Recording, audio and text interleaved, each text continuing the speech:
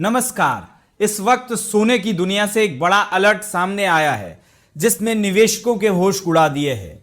जो सोना कुछ समय पहले 1 लाख के स्तर को पार करने की ओर बढ़ रहा था, वही अब ऐसी गिरावट का शिकार हुआ है कि पूरे बाजार में हलचल मच गई है। मार्च महीने में सोने में 19% की भारी गिरावट दर्ज की गई है और बताया जा रहा है कि यह गिरावट पिछले 40 साल का रिकॉर्ड तोड़ चुकी है। सवाल उठता है, क्या सोने की चमक सच में फीकी पड़ रही है? कमोडिटी एक्सपर्ट अजय केडिया की चेतावनी ने इस डर को और बढ़ा दिया है। उनका कहना है कि यह गिरावट सिर्फ सामान्य नहीं है बल्कि बाजार की कमर तोड़ देने वाली है। सबसे चौंकाने वाली बात यह है कि मिडिल ईस्ट जैसे तनाव के बावजूद जहां आमतौर पर सोना मजबूत होता है, इसकी सबसे बड़ी वजह है लिक्विडेशन और मार्जिन कॉल का दबाव। जब बड़े फंड्स को दूसरे बाजारों में नुकसान होता है तो वे सोना बेचकर कैश जुटाते हैं और यही बिकवाली सोने को नीचे धकेल रही है।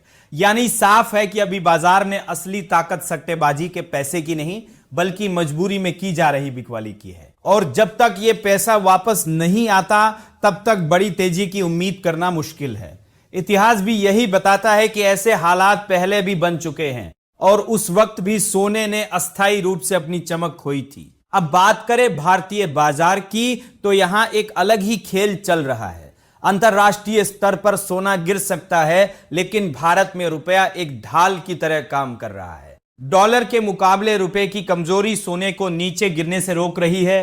यही वजह है कि घरेलू बाजार में सोना 1,15,000 से 1,16,000 के मजबूत स्तर के आसपास टिक सकता है और 1 लाख के नीचे जाना फिलहाल मुश्किल नजर आ रहा है।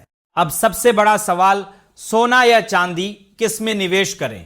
पिछले साल चांदी ने जबरदस्त रिटर्न दिया था लेकिन अब हालात बदल चुके हैं। गोल्ड सिल्वर रेशियो बढ़ रहा है जिसका मतलब साफ है कि चांदी सोने के मुकाबले कमजोर पड़ सकती है।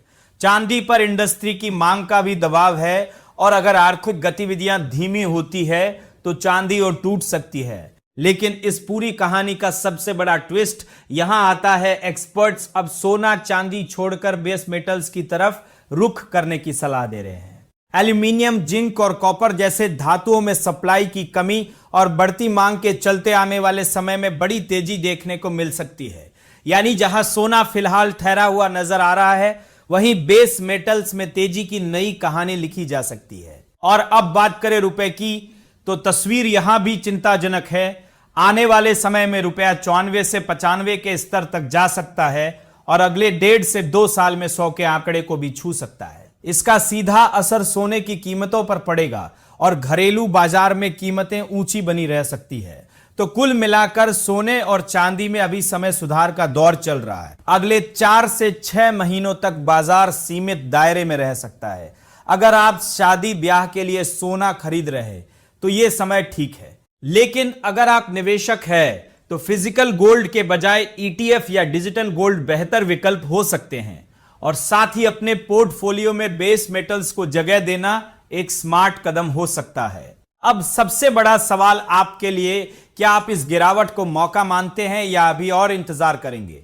अपनी राय हमें कमेंट में जरूर बताइए।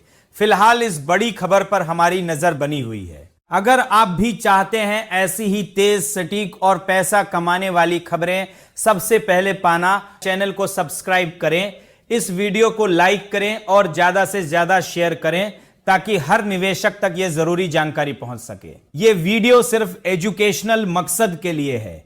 इन्वेस्ट करने से पहले कृपया अपने फाइनेंशियल एडवाइजर से सलाह लें। नमस्कार, धन्यवाद।